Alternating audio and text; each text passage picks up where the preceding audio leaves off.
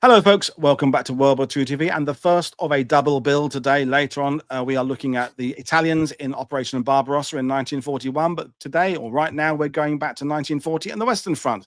So the question is, did the Maginot Line serve its purpose? Was it strategic errors elsewhere that led to France's defeat in 1940? World War II TV alumni Dr. Chris Millington said of my guest's new book, Passmore leaves no stone unturned in his analysis. Welcome to the channel, Kevin. Good afternoon, sir. How are you today? I'm great. Thanks very much for having me on. And I forgot to hold up my copy of the book. There's my copy of the book there. So we were just talking before going live, Kevin, that it seems to me, in my interpretation from hosting this channel, that 1940 is probably the most mythologized year of the war. We have the whole Britain alone. We have that the Battle of Britain was a close run thing, and the Luftwaffe nearly destroyed the UK, and that we're going to invade. And we have the French armor. We have Blitzkrieg. We have the Maginot Line. Would you agree that we talk a lot of nonsense in some ways about that year of the war? I think we probably do, and you're absolutely right. We look back at using hindsight. We have this kind of view: 1940, we got everything wrong, the Germans got everything right, but ultimately somehow we prevailed. So that is true. We do tend to think that. Historians now, there is a book which I'm sure you and many of your readers know called The Myth of the Blitzkrieg as well, but there's also a myth of the Maginot Line. There is another reason actually why the Maginot Line myth has proved so strong. One is that it's actually become detached from any real knowledge of the Second World War. And as I say in the first chapter, actually, as the book went to press, readers of the sports pages could have learned that the Latvian attack in a football match against England erected Maginot Lines in an attempt to defeat in an attempt to prevent the English team from scoring. Now, I suspect that most readers didn't know what that meant. If you told them, this wasn't what the Maginot Line was, it hardly matters. So it's become detached from any kind of real historical meaning. But it also actually stands for a certain kind of being stuck in the past. Yeah. And politicians, activists do like to say, well, until everything's all stuck in the past until we come along and modernize everything. And so the Maginot Line kind of stands for that. It also stood in France, actually. The resistance adopted the Maginot Line, largely actually because General de Gaulle, who ended up leading the resistance and becoming a symbol of the resistance, was known as an advocate of armored warfare. And his great opponent was cast as standing for the Maginot Line, which is actually not totally correct.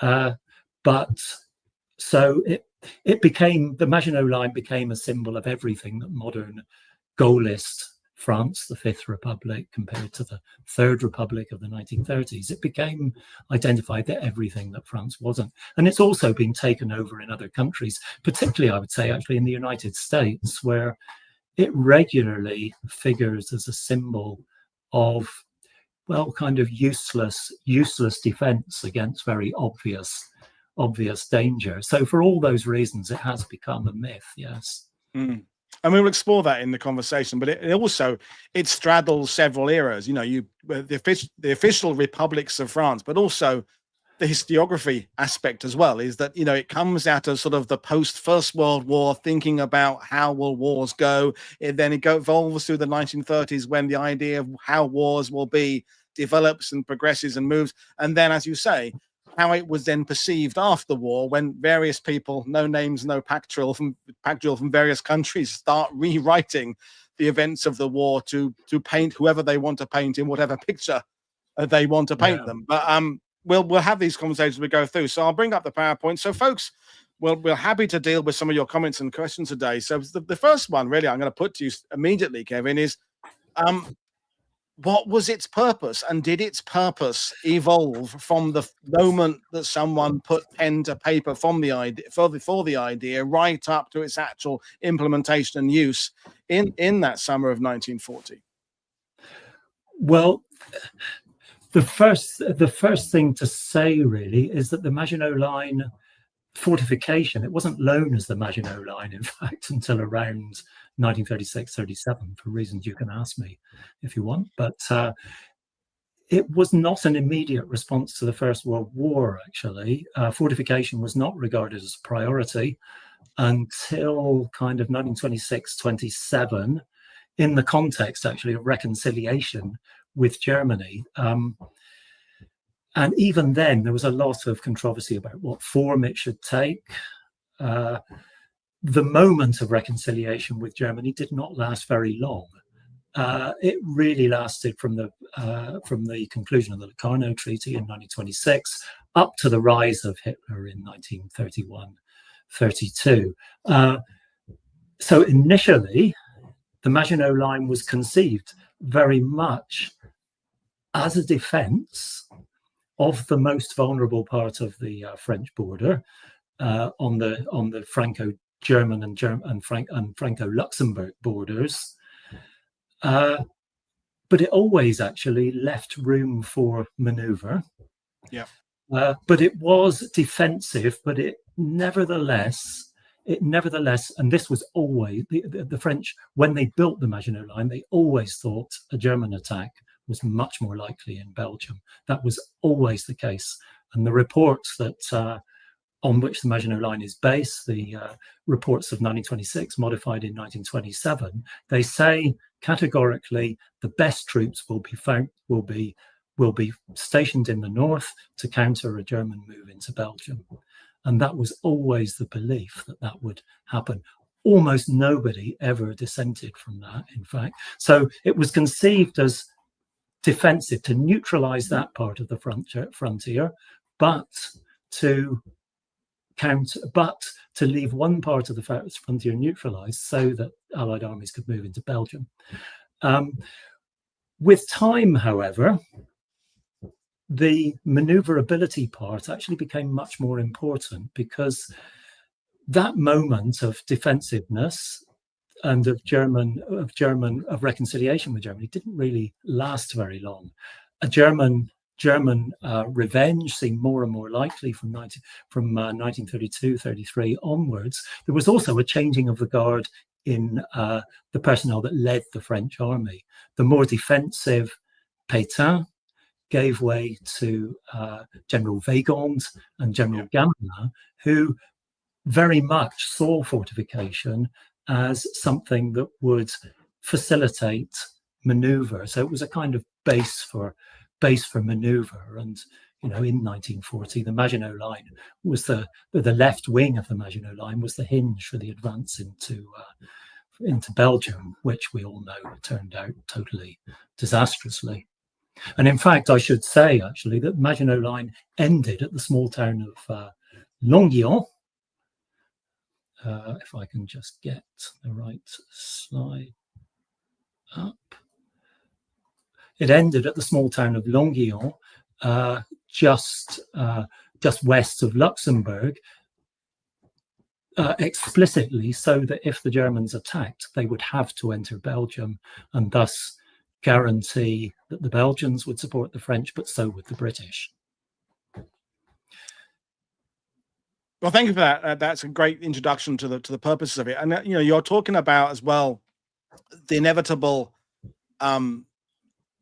ideas the neighboring countries have about their defense, because obviously this has to work to some extent in tandem with what's going on in Belgium and the Netherlands, and indeed the other kind of countries that are part of this complicated setup that had gone through some interesting changes post Treaty of Versailles. So and within France itself, I'm glad you mentioned the fact that France itself has a change of leadership and policy, and different people come into the play, as of course they would over the length of time that something like the Maginot Line was conceived. I mean, it's anything that takes years to develop is going to go through. There are going to be changes around it that affect its implementation, I guess. Yeah, well, the question of Belgium is absolutely vital to it, because before 1914, Belgium had been neutral, but its neutrality guaranteed by Britain and France. thanks to the Treaty of Versailles, Belgium was allied.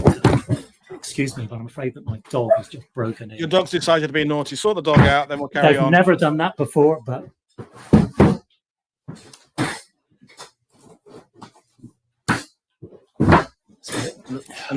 I've constructed a Maginot Line to try and keep them out.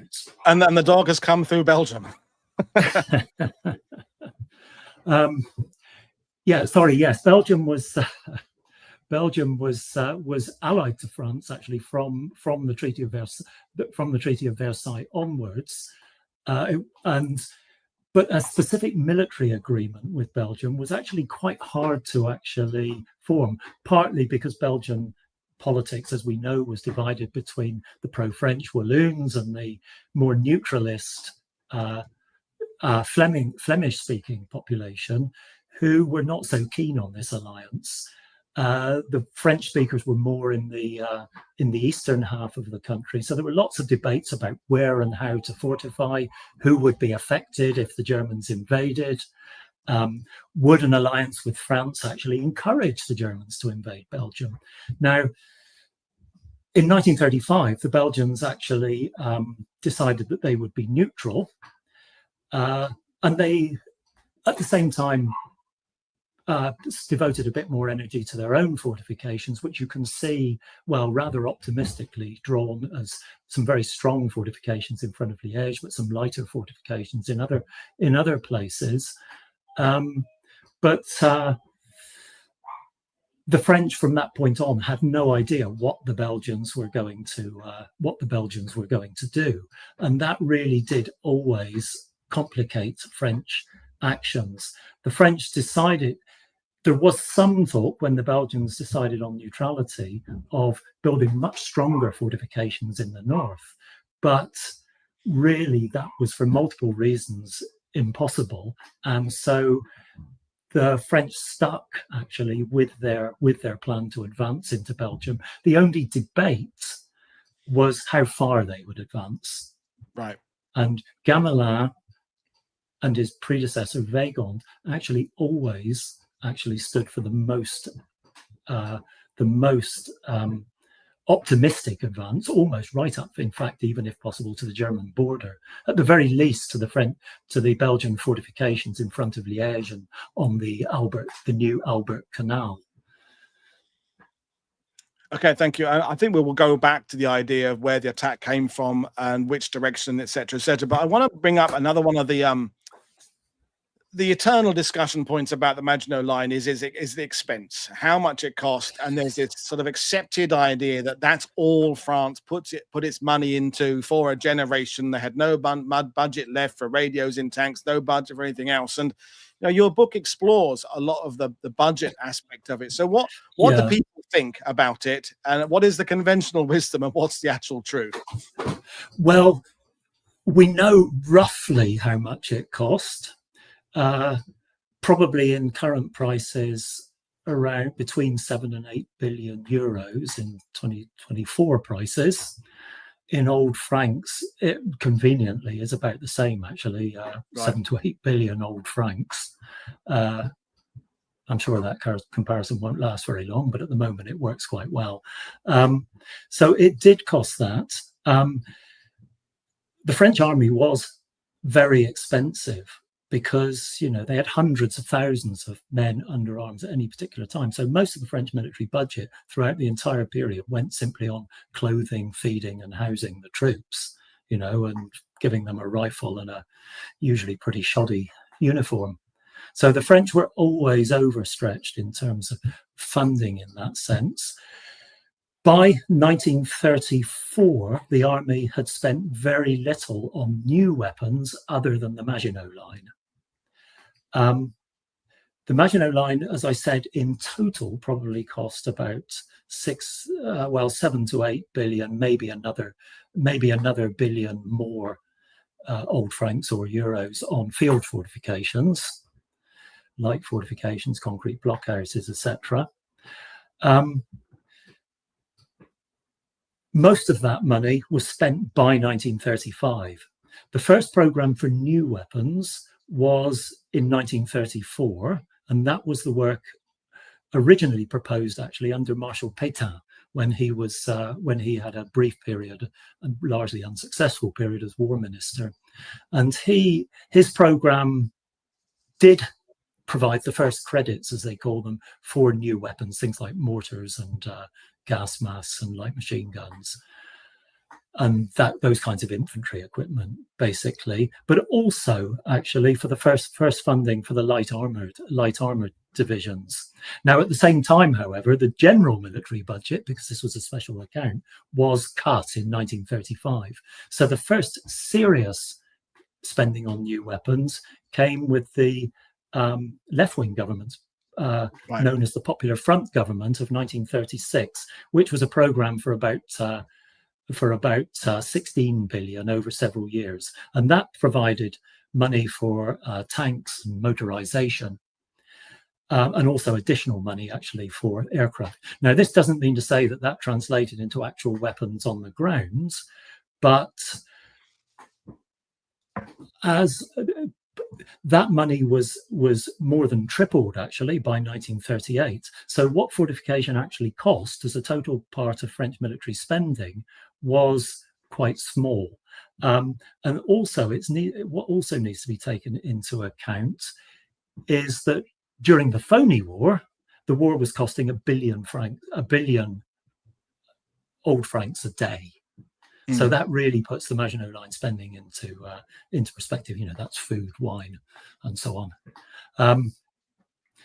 So the other thing I would say about the question of spending, there was a period in which it monopolized spending. Nevertheless, there were a lot of cuts in the program. But the thing about fortification is that it is relatively less vulnerable to obsolescence. Yeah.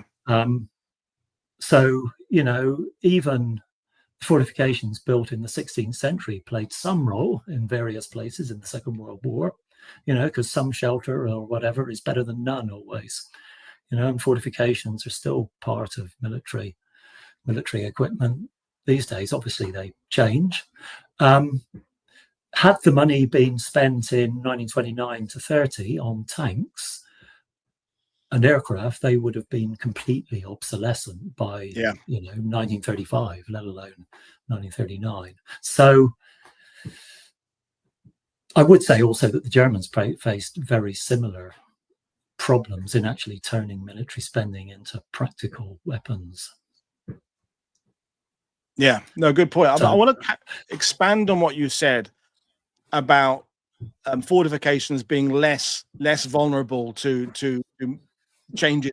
But one of the things I took away from your book is that in some ways, I'm simplifying things, the actual idea of having fixed lines of defense and thick walls of stone and concrete, to some extent, that kind of works. But I was surprised just how much sort of the lifts and the electrics and things like that were struggling and breaking down, and hoists. It seems, is it fair to say they rather overextended themselves in the actual sort of support of the fortification, the actual way it operates, rather than the principle of the defense itself?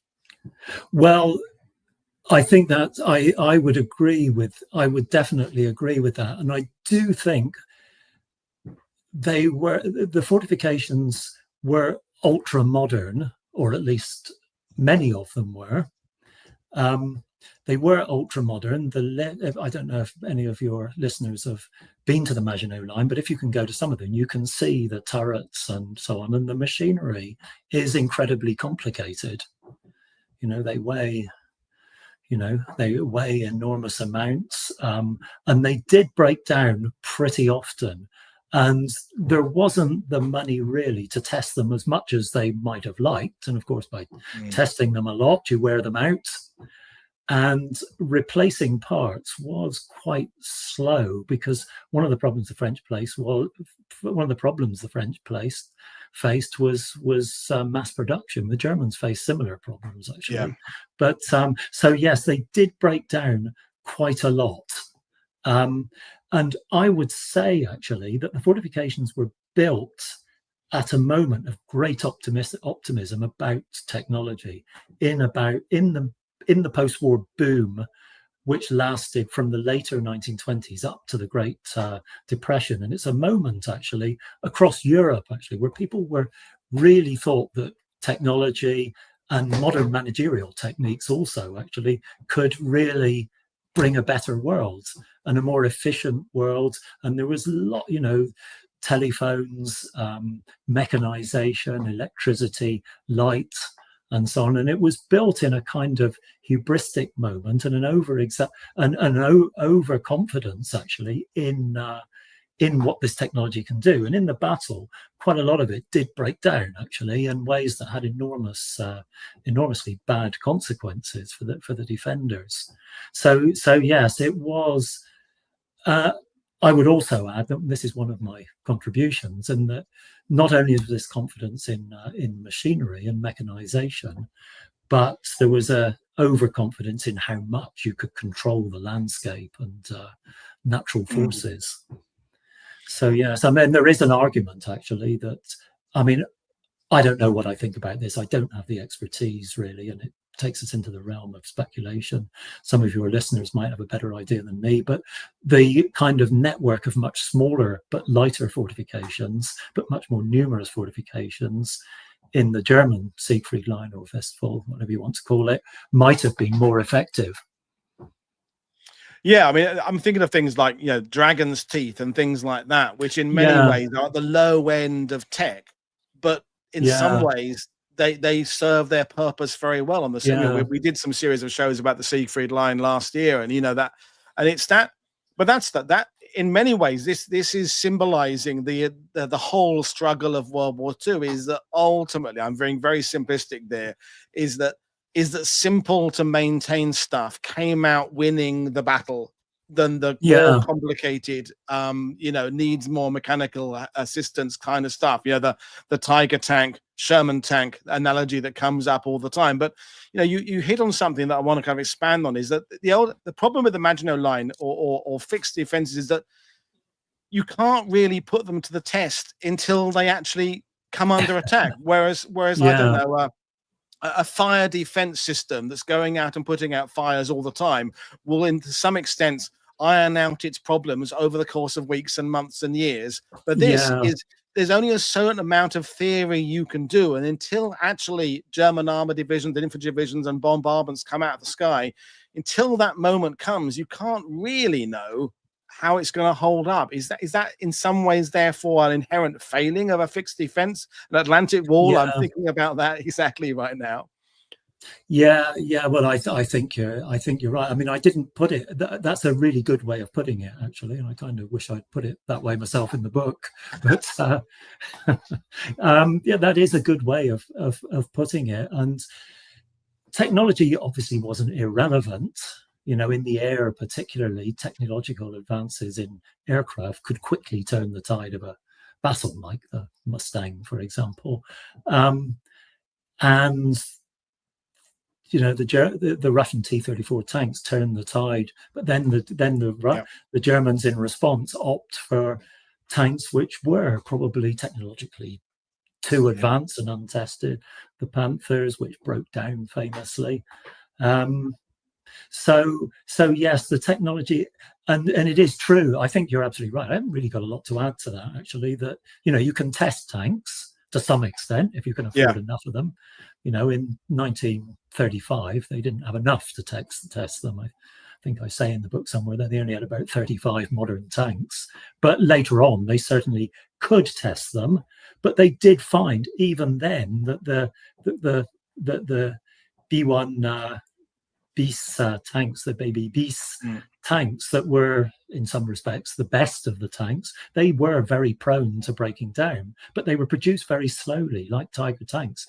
You couldn't mass produce them, and not in enough numbers to really turn the battle. And they were produced very late, which is because they took a long time to produce in numbers, and they were relatively untested and did break down. Well, we're getting questions coming in, and there's three that I want you to address that are about kind of the construction, the ideas behind it. So we'll deal with them kind of as they've come in. So John is saying, Were the fortifications built to a pattern or were they bespoke? If everyone is different, that isn't going to help with spares. Now, I realize that is a mammoth great question that we could spend the next 2 hours going, because there are various levels of strong point. But if you want to kind of break it down to because it's, as you said there, it's not, people have this misconception about the Atlantic wall. It's not a wall that is an unbroken wall. It's about strong points of varying qualities. So kind of give us the basic, thumbnail, basic introduction to the Maginot length in what line it's supposed to, in how it's supposed to actually work. Well, it was, if you look at this map here, that's a great question. I'm going to come directly to that question in a minute, because it really was a problem.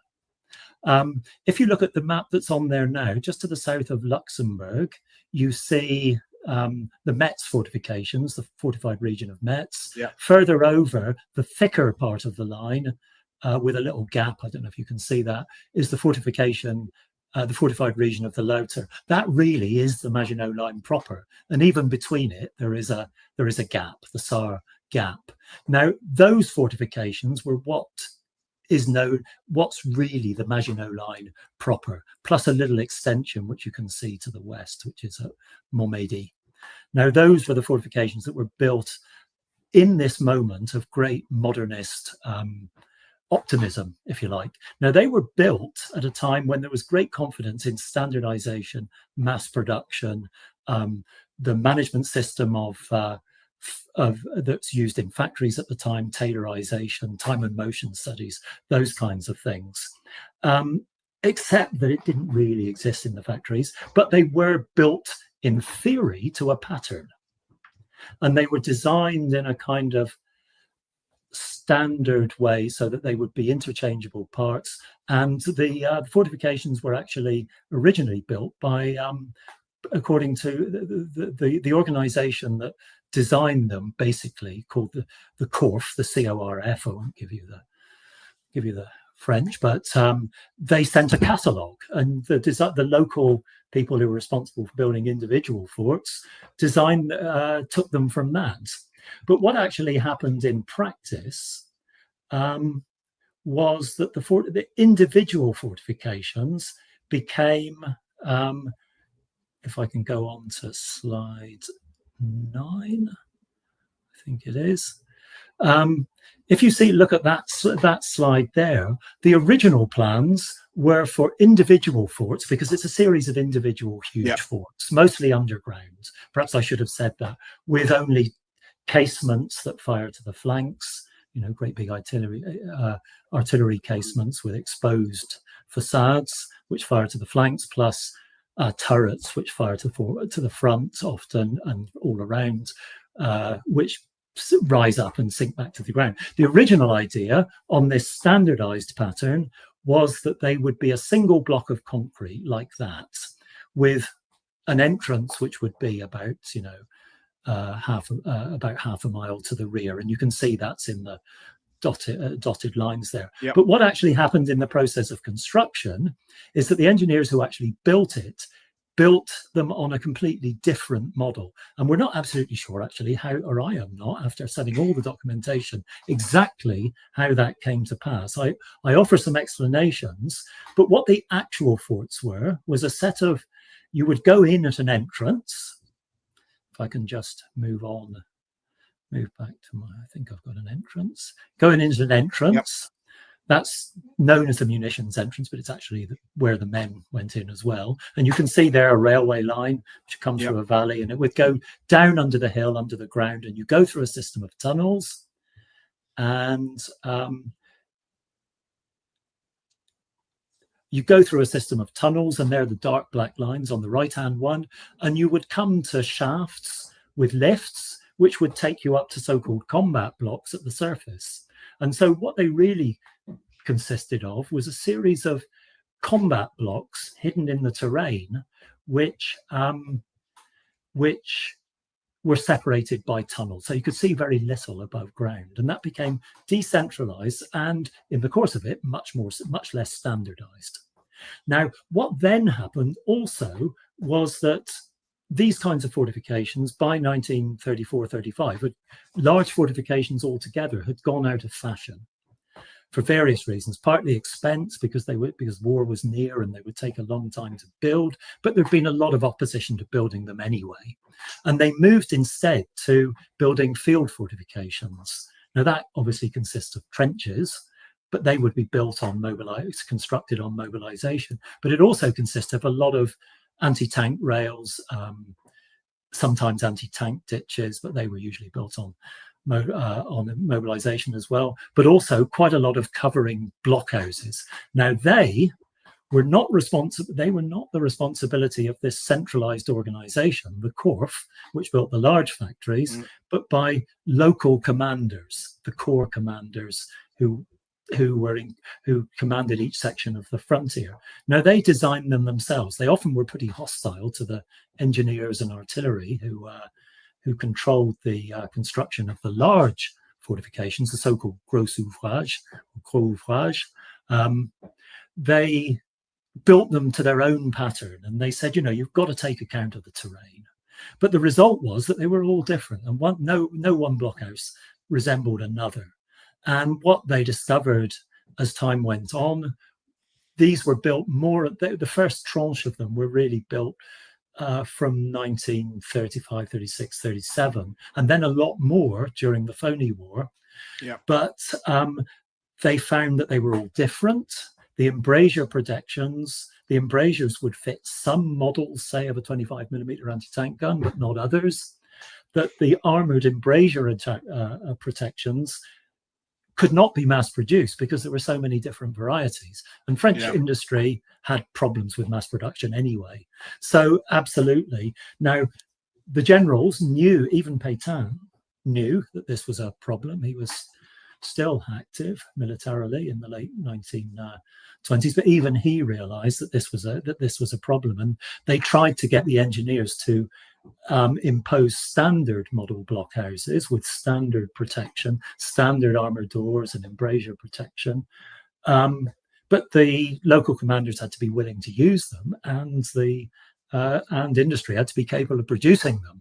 So basically, when the Germans attacked, particularly at Sedan, most of the blockhouses didn't have embrasure protection, and they also had frontal embrasures, which, because normally a blockhouse would fire to the side, to the flanks, and the front there would be just stones and earth piled up in front of it, so you couldn't really see it from a distance. But the ones at Sedan were visible and didn't have much protection, often didn't have armored doors either. So yeah, that's a great question, and it was a problem, and it did have some pretty serious consequences.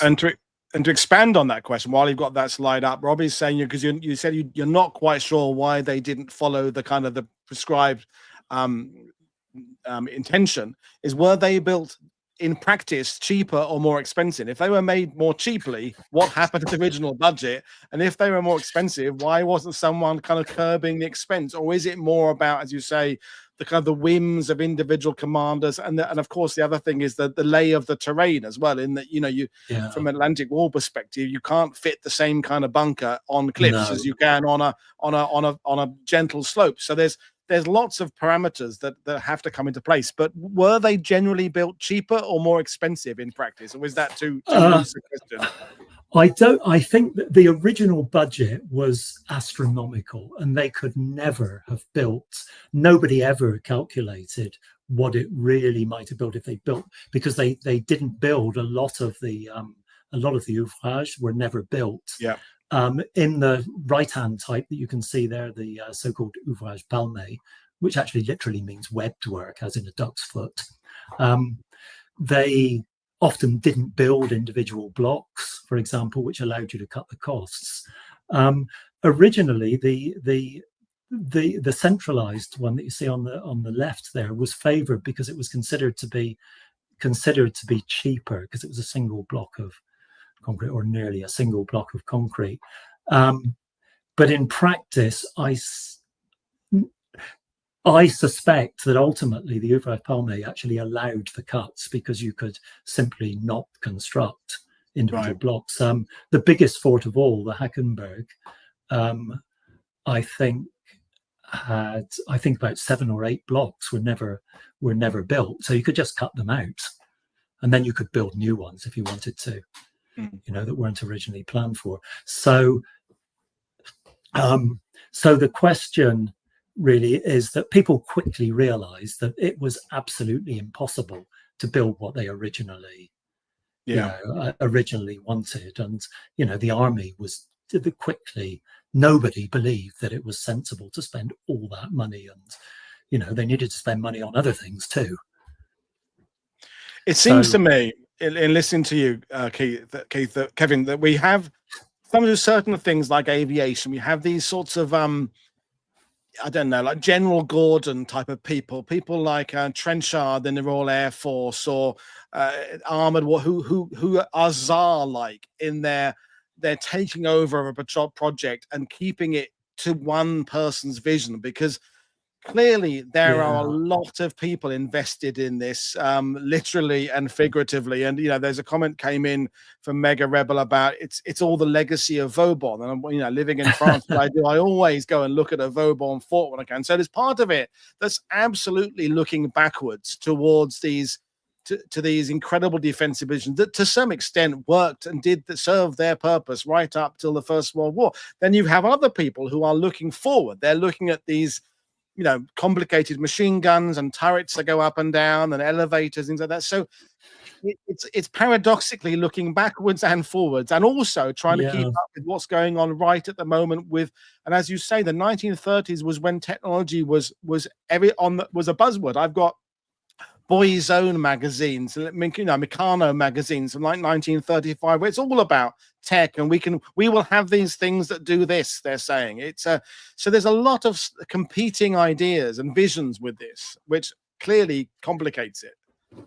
Yeah, that's absolutely right. The fortifications, whilst I think it's not true that they swallowed the military budget, but they did become a bureaucracy.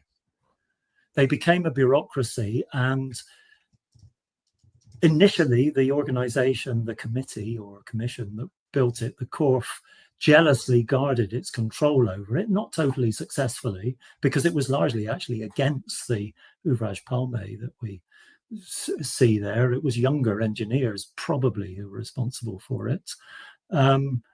They did jealously guard it. They were the Corf was actually dissolved in 1935-36 against its will, but the fortification troops did become they jealously guarded their prerogatives, and they said they saw themselves as an interest group, in fact, and that they needed an organization that protected their interests. And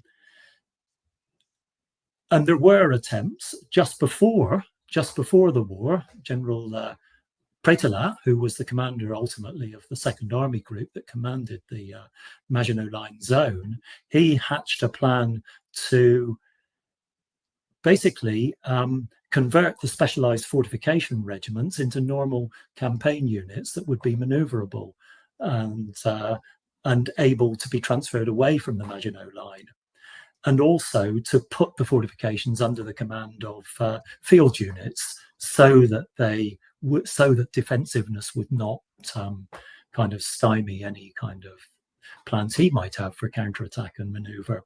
Now, Gamelin kind of implemented that plan during the Phoney War, but there was so much resistance from the fortification hierarchy that the plan to convert the fortification regiments never happened. And the plan to put them under command of field units did not really happen either. And there was a kind of very unfortunate compromise in which they decided, well, certain parts of the frontier are in no danger of attack, and so we will have fortification units will command those areas, whereas field units will command the areas where we think that there will be an attack, so like the Belgian frontier and so on. But one of the areas where they left, where they had basically fortification units and also B series reserve units for the infantry was Sedan and Mézières to its north, where the Germans broke through. And in fact, all the areas where the Germans broke through from Sedan down to the Maginot Line itself were commanded, actually, were areas which had been left in charge of fortification units. Although the fortification units did prove a tough nut, they were not equipped. They were not well equipped for what they actually faced. You know, the weakest units in the French army faced the strongest units in the German army at Sedan. No, good points. And there's discussions coming in about the fact that, well, they're talking about Ukraine right now, which is really interesting, about the fact that, well, we'll take an example from Pal there. And for those who think fortifications do not work, I refer you to Ukraine. And you mentioned it yourself in your last comment, Kevin, about you're starting to get the idea of reserves and different grades of troops in the same place for different purposes. And I think the comment that most sums up the direction the viewers are going is from Samuel Thompson, which is, no, not that one, this one. The fact that France deployed this line, which would have inevitably increased density of troops west of the line, yet they had no depth of troops, no strategic reserve, boggles my mind. This has to be part of a combined defense system, and I'm thinking about the Britain in the 1940 with its integrated air defense system, which has RDF and fighters and bombers and coastal command and air sea rescue and all those things there that together provide an air defense and in some ways a coastal defense of the UK. We're back to the point we started with, Kevin, about this has to work as part of a larger, greater strategy. And we know from France in 1940 that communications or lack of communications is at the heart of a lot of France's problems in the Phoney War and then in the actual invasion period itself. Is communications at the heart of it? Is a clear central plan, there not being one at the heart of this? Well, the communications and battlefield intelligence was a real problem. Lack of air superiority. They often didn't know where the Germans were. On the Maginot Line itself, communications worked really well. Yeah, because they were buried underground and they had multiple ways of communication, including carrier pigeons, actually, although I don't think they ever used them. So communications is with a problem like communications, it's necessary to show that it did actually make a difference at a particular moment and was actually decisive. And the answer to there, I think, is complex. It's often said that French tanks, for example, lacked radios and therefore they were at a disadvantage. But where they fought the Germans tank to tank in Belgium, they did pretty well. Yeah. They did pretty well. And there's a great article, nevertheless, on radio communication during the second part of the battle on the Somme and Aisne, which shows that lack of French battlefield intelligence did make a big difference to the actual outcome of the battle. Another problem is that the question of leadership from the front, I think, in a kind of in a positive negative sense, that did make a difference for the Germans. You can think of specific examples like, is it Rommel at Dinant, where he actually went in his radio truck to the front and actually directed the battle and encouraged them to cross the river and so on. It was quite difficult for French commanders to do that because they didn't have the equivalent kind of radio communication. Yeah. In other cases, I think it didn't make a difference, and that simply the fact that the Germans concentrated overwhelming force at a point where the French had no resources matters. And coming back to the question, absolutely right, the lack of strategic reserve. Now, there are two reasons for the lack of strategic reserve. One is the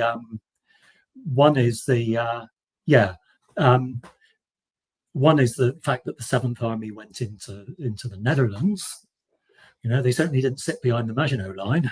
They went Yeah. 200 kilometers into the Netherlands. That's one reason. But the other thing is that the Maginot Line, as the questioner there absolutely says, was massively overmanned. Yeah. There are multiple reasons. I mean, the job is, not to highlight people, for a historian like me, it's to explain why they did these things. People in the past aren't, don't do things because they're stupid. Why did they do that? And one reason is that they never quite worked out the German deployment. They knew roughly where the German forces were, but they didn't know where they were pointed. Where they pointed south towards central Belgium, or where they pointed south to outflank the Maginot Line and come more in the southwesterly direction. What they didn't suspect was that the main effort would come through the Ardennes and northern Luxembourg into Belgium there. And in fact, they always thought that, in fact, their response to the breakthrough at Sedan was partly because they thought the Germans would turn south and attack the Maginot Line still. So yes, those points go together, and intelligence, air superiority, I think, is absolutely crucial. Probably radio communications mattered sometimes tactically, and as it happened, it mattered at Dinant. Yeah. So so I think. Go on. Sorry, you were saying about the well-known idea of it being a surprise they came through Luxembourg and the Ardennes, but one of the other things your book talks about it at length is it's what, not just the strategic reserve, or there being so many troops within the Maginot Line to leave not enough for the other units, is also that the maneuver warfare that they were adopting was wrong, because we think of it as it all being the Germans doing their thing and everything the Allies are doing is reacting. But in some ways, the French were proactive in 1940 and on the offensive in some ways. But you kind of make the point that they were doing the wrong thing in the wrong place. Am I oversimplifying that? Well, whether they could have won by doing something different, I think it's really hard to say. But what we can say for certain is that the advance into Belgium and the Netherlands was a disaster. Yeah. So what I set out to do is something that I think hasn't been explained adequately, is why on earth did they do it? Yeah. And as I said, the job of historians is to understand why, for what reasons, what assumptions, what information do they have. And one thing I think that studying fortification does show, actually, is how consistently Gamelin particularly stuck to this idea that the fortifications had to be the base for some kind of daring attack, counter-attack, I should say, and for some kind of maneuver. So that's one of my. I mean, the reasons for the defeat in Belgium. I mean, it's a history of the Maginot Line, but it does have implications for why the French opted for that disastrous strategy. It's possible, and some people do say, well, if they'd stayed behind their fortifications, well, things would certainly have been different. They certainly wouldn't have been surrounded at Dunkirk, I would imagine. But arguably, and there's a recent book by Douglas Porch, actually, in which he largely, like most historians, doesn't say what they should have done, tries to explain what they didn't do. But he does actually say, well, maybe they ought to have stayed behind their fortifications. But there are many what ifs, many what ifs. I mean, it was politically very difficult not to support Belgium for France and for Britain. Well, this is when we're getting back to the point I was making at the beginning, and you were as well, about the 1940 interpretation then being superseded by the post-war de Gaulleist reinterpretation of the history there, because of fitting in with de Gaulle's own personal ideas about how warfare should be, his own visions for the Republic post-war, etc., etc. And out of that, so tangentially to this, we have the resistance myth of everybody being in France, being part of the resistance, everybody being proactive, and it all like so many discussions, it seems like, your book seems like it's a book about the Maginot Line, and it says so on the front cover, the Maginot Line. But of course, to understand it, you have to go sideways and forwards and backwards into these other aspects to make sense of it, because it as Indian Nidell says on his channel, nothing happens in a vacuum. So you can't understand the Maginot Line without these discussions about the past and the future. So would you like to elaborate on what how it was reevaluated by the French post-war? Well, I've spoken about de Gaulle's the resistance opportunistically opportunistically took advantage of the fact that Marshal Pétain, who was, of course, the chief of the French Vichy state, the head of the French Vichy state, had they associated him with the Maginot Line, as in fact did some of the Vichy government, although in fact Pétain had actually been opposed systematically to the construction of permanent fortifications and only gave in at the last moment and still tried to modify them. But so that's one side of the myth. De Gaulle himself, it's a myth on the other side for de Gaulle, really, because de Gaulle advocated strategic use of armor in the earlier 1930s, but by 1939 he was actually moving to the idea that this would be a long attritional war. And in his great 1940 broadcast, he actually said, it's American, and it's America plus the British Empire through its massive productive capacities, which will win the Second World War. He doesn't say, we need to. He doesn't mention armored warfare there. So de Gaulle, he did advocate the strategic use of armor, but very much during the Phoney War, it was for counterattack. Actually, he moved away from his plans from the earlier 1930s, and he advocated some quite unrealistic things. Actually, like in a memo of 1940, which has kind of gone down in history and myth, he advocated the urgent construction of 100-ton tanks. Which is well beyond technological or industrial capacity for the time. So that's one part of the myth. Now, de Gaulle really, after 1940, he became much more a politician, actually, than a military figure, although he traded on his military reputation as far-sighting prophet of armored warfare. But he became... after the war, he was associated with the idea that France needed a stronger executive, a presidential constitution, rather than a parliamentary constitution like the Third and the Fourth Republics had. And so he kind of identified this as modern. And he said, the proof of my modernity is that I was in favor of armored warfare, whereas the old Third Republic and the Fourth Republic and the High Command of the time, they were stuck in the Maginot Line. That became taken over by academic historians as well, who were often pretty favourable to the resistance. You had to be favourable to the resistance, really, in post-war France. Even the Vichy supporters claimed that they'd really be supporting the resistance all the time.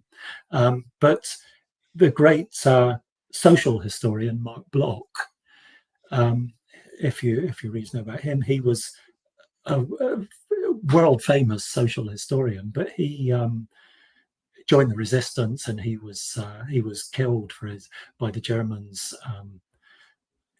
before the war's end. But he posthumously his supporters posthumously published this great indictment of pre-war France called The Strange Defeat, L'étrange défaite, Strange Defeat. But in it, he attributed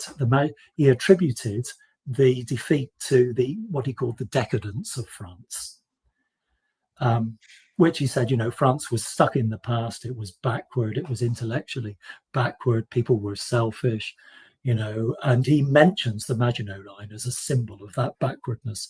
And that became a part of particularly conventional French historiography, actually. The people who contested that were mainly British historians who were much more favourable, actually, to the French parliamentary system, as it happens, maybe somewhat anti-Gaullist. But particularly, I mentioned, I don't know, it's worth mentioning one name. Martin Alexander wrote a kind of several reevaluations, and they really showed, and he wrote an article called In Defense of the Maginot Line, and what he showed in it was that the Maginot Line why the Maginot Line made sense at the time. He doesn't hide the fact that, you know, it turned out badly and that there were defects and that the French lost and why did they lose and so on.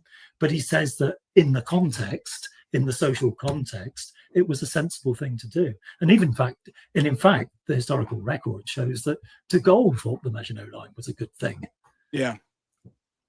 And I think you said something there about, you know, about the book, The Defense of the Maginot Line, is that to some extent, the Maginot Line has become like a person. It's become like Petain or Montgomery or MacArthur, in that you can talk about him from your point of view. And I was quite sort of pleasantly surprised in reading bits of your book that I couldn't quite work out whether you were in favor of it or not. I think that's to your credit, that you were trying to analyze it in a proper, with your proper historian's hat on, rather than saying, if you start out a book about the Maginot Line trying to prove it was the best thing since sliced bread, that's inherently wrong. And if you try to prove it was the worst thing ever in military strategy, that's clearly wrong as well. What you obviously try to do is, okay, push all that aside. Let's look at the actual history. Who was there? What were they doing? What was expected of it? And kind of look at it, because it is, at its heart, is it kind of a curate's egg? Is it depends what you want to make of it. You can make it sound like it did do its job, or you can make it sound like it completely was ineffective. It depends, to some extent, on your point of view. Yes, it depends what you want to explain. If your question is why did the French lose, you can isolate. It certainly wasn't because there was a Maginot mentality. I mean, that's nonsense that they just sat behind the Maginot Line. You only need to know the story of Dunkirk to say, well, you don't need to ask, well, why on earth were they in Belgium then? So, and why did they have to retreat to Dunkirk? So that's clearly nonsense. But as I say, it did. Half of France's frontline troops, which is almost somewhere around 1 million men, were actually stationed behind the Maginot Line. So the idea that it actually had no impact on the course of the events is not right. And I do say where it might have made a difference to the course of events. What I don't say is, did building the Maginot Line mean that they necessarily have to lose? Well, I absolutely can't answer that question. Would a different strategy have saved them had they all remained behind the fortifications? I think you just can't say. There's just too many counterfactuals. Yeah. The German plans would have been different, everything. I mean, it's really difficult to say, I think. We can certainly say that what they did do was a disaster. So yes, I absolutely think that, and it does depend what you're trying to explain. So that's one way of looking at it. What role did it play in the defeat? And I've said the reasons: the overmanning, the failure of the reform did complicate matters at crucial points. But also there's the question actually of the role of the Maginot Line in the second part of the battle, and there you can look at it from a different perspective, because the Germans did attack it.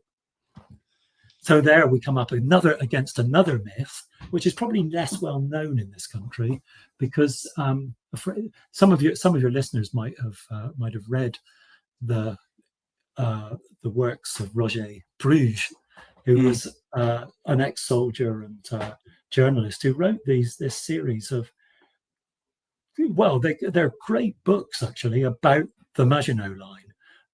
To which I owe a lot, but they do contain a very large amount of myth. And he kind of presents the Maginot Line as unvanquished.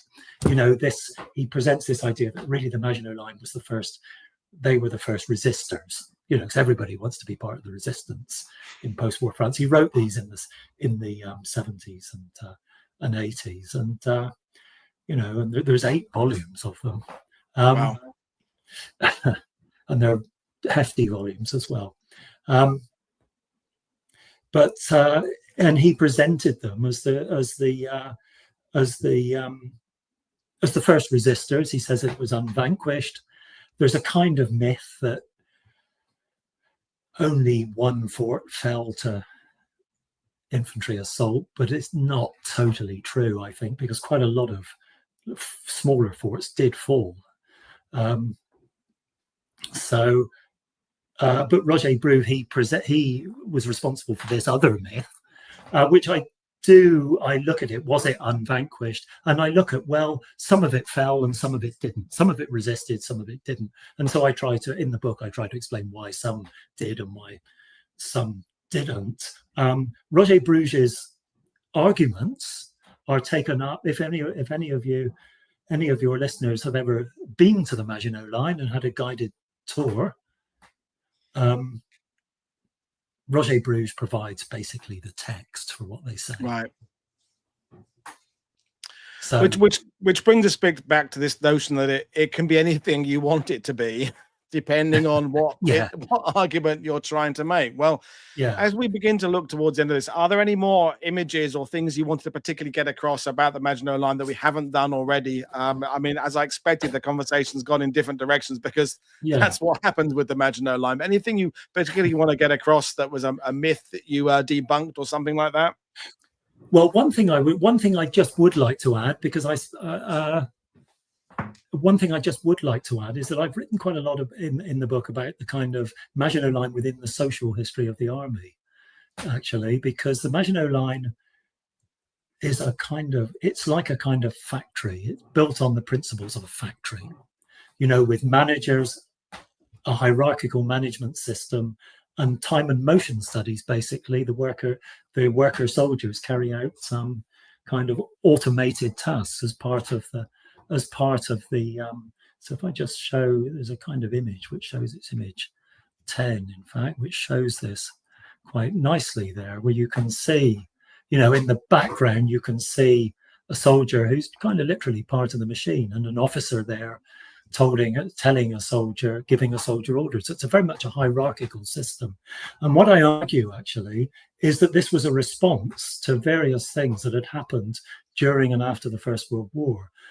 Tactical devolution, the devolution of command, often to sergeants and lieutenants, but also the democratization of the army was because the pre-1914 army had been largely a regular army. Yeah. But by the 1930s, a huge proportion of officers had risen from the ranks. So it's a very different army. And so this was a way of preserving kind of hierarchical command in these circumstances. But officers themselves, regulars, nevertheless hated fortification service. And this is something I spend quite a bit of time on. Fortification was very unpopular in the army. Only officers who graduated bottom of their class in the French military academy were ever went there by choice. Later, they imposed going there on it, but it was extremely unpopular. And that's one of the reasons, I argue, why fortification in these great individual fortifications, actually after 1934, by the time they were built, no more were going to be built. And this is one of the reasons why, because they were so unpopular in the army. And it's also one of the reasons people wanted to be in units that would maneuver. And that's also part of the background to the attack into Belgium. And that's a really good point. That was one of my takeaways from it, is that I hadn't really thought about that. Yeah, if you're an officer who's always in the bar with ideas for new forms of this, you can't do that sitting in a concrete box in a forest, can you? For 6 months or a year. And it's why weirdly so many generals kind of like the fight in North Africa 2 years later, because it's theoretical. It is sweeping units on a map board, whereas anything that involves fitting in with a bigger, much more complicated logistics thing is not as sexy as just being out there and doing a Custer, but that all ended badly for Custer. But that idea of being able to show your worth, all you can do is make sure, I guess, that you're your facility is clean and your men are motivated and that you're getting all your quotas in place, but that's not sexy. That's not going to help you on your career path, is it? Yeah, well, they believe that the officers believe that they were reduced to fighting as factory foremen. Yeah, that's a very good point. The other thing I probably would mention, which is quite an important theme of the book, is that even if you could get out of the forts, which you could, because you weren't in there all the time, is that they didn't like the local population because the Maginot Line proper was built in an area where most people and many of the soldiers who manned the Maginot Line were actually German speakers, first language German speakers, because this was Alsace and Lorraine, which had been recovered recently from Germany. As you mentioned about the people inside the line there, we had a question just coming from Ian about what were the living conditions like, because you do talk about the people who were there and what their experiences were, because again it's a slightly mixed bag, isn't it, depending on where you are at what time, because a lot of the photos are the ones, I guess, with all the lights on, all the things all nice and clean. There's a certain propaganda element about the photos that are published for the sort of science magazines. I mean, it was better than, as defenses go, it was better than many, I guess, in that it was fairly sophisticated. But is there a kind of a overriding feeling? You talk about the commanders felt it was a constraining their ability to show their cleverness. But if you're just a private, you're just a lowly guy at the bottom end of the army, was it miserable existence? Was there a collective response to what it was like being there? Well, they quickly found that you couldn't spend a long time in them. The conditions in the tunnels and forts, their great problem was cold, because it was usually about 12 or 13 degrees. But the other great problems were artificial light. Yeah. Because the French electrical grid was very underpowered in that period, and part of the time it was supplied by the electricity grid. So you couldn't run a fridge on it in a house, for example. I mean, it was better than that there. So the light was very poor, and when it ran on its own generators, it was even poorer. But the other great problem, this is the most serious problem, was damp, because unlike Hitler's bunker, they weren't built in the water table, but nevertheless there were a lot of underground springs, and a lot of the galleries were simply faced with masonry, through which water leaked into the galleries. They couldn't afford to have concrete, and obviously, you can waterproof concrete by having mixing it with fine sand, and then it becomes pretty much waterproof. If you visit, say, Simserhof's a good example now, you'll see that the concreted parts are pretty dry. They're fantastic, in fact. But in the masonry areas, they are very damp, and that caused, and also condensation was a terrible problem at the surface. In the summer, it was particularly bad.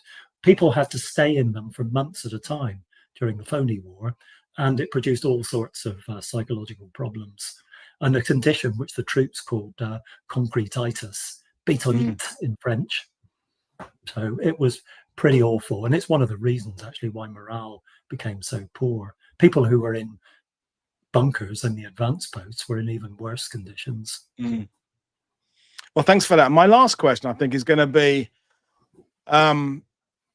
do you think we're ever going to agree as historians about the Maginot Line, or is it destined to be something that everyone will debate about until the end of time, in that we're never going to settle completely what went wrong with Operation Market Guard in Holland in September? And I don't think any of us really want to settle it, because otherwise we have nothing to talk about, like England's best 11 ever in a World Cup. So do you think the Maginot Line is always going to be something that just sparks conversation? I'm assuming that's what you want from your book, people to just carry on talking about it. You don't want them to go, yep, no, I know it all now. You want it to carry on these conversations, I'm assuming.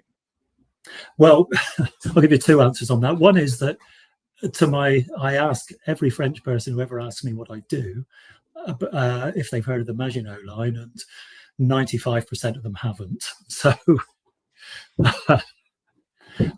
but I can only, on the more serious question, on the more serious point, I can only really give an academic's answer, which is that as you said yourself, firstly, questions about the Maginot Line depend what you're trying to explain. Are you trying to explain its role in defeat, its resistance to attack itself? You will look at it in different ways. But also, one of the things about academic history is that you never know what new questions you might ask in the future. For example, I have brought in historians in the last 20 years, for obvious reasons, have become interested in the impact of the natural environment on history. And so that's why it's in my book. So we ask new questions. Nobody knows what questions we'll ask of the Maginot Line in the future. So, the world changes, we ask new questions.